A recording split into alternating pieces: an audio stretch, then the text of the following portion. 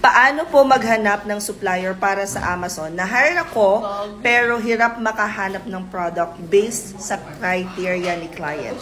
Hi, my name is Mary. I post easy to follow daily tasks that you can do to start your freelancing journey. Everyday nagpo-post ako ng mga bagong videos kahit may sunburn ako. Kung gusto nyo matutong maging virtual assistant, mag-work from home, or naghahanap kayo ng side hustle, gamit ang inyong computer at internet. And for today, may sasagot nito na mas may alam sa akin pagdating sa Amazon. Ukira, ang pangalan niya ay user 940718396292. Yun na lang. Ayan. Ang haba eh. Yun talaga, papakita ko sa inyo mamaya. Okay, go.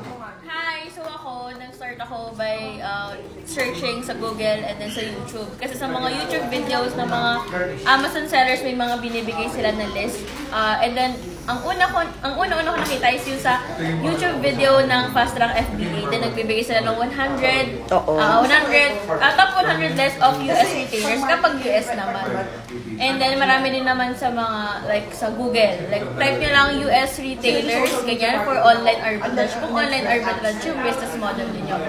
And also like ayun, tandaan nyo si Walmart, Target, Walgreens, ayan. Yan yung mga top na mga US retailers na pwede nyo mag-source ng products for online arbitrage. Ayan. So, yun lang. Kapag UK naman, hindi ako masyadong familiar, pero if you need na UK retailers, PM mo lang ako and then may listahan ako ng UK, tsaka US, and then iba pang mga Amazon Marketplace. Ayan, perfect. Itatag ko na lang siya dito guys para siyang i-PM nyo, okay? Kasi umiinit ulo ng admin pag Amazon yung question, yung PPC, charot lang.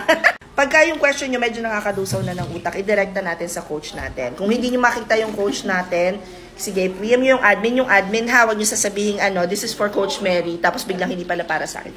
Okay. Anyway, if you guys have any question about Amazon, we have a class. I-chika ko na lang sa inyo kung paano mag-enroll. We have level 1, level 2, and level 3. I highly recommend kung kayo ay nag-work na as Amazon VAs and you want upskill, then mag-level 3 na kayo. May ligaw talaga sa buhok ko mahaba. Saan naggaling to? Ano to? Nauna ko kumaba. Okay. Comment any questions you guys have about working from home. Follow for more work from home. Chismis. Bye!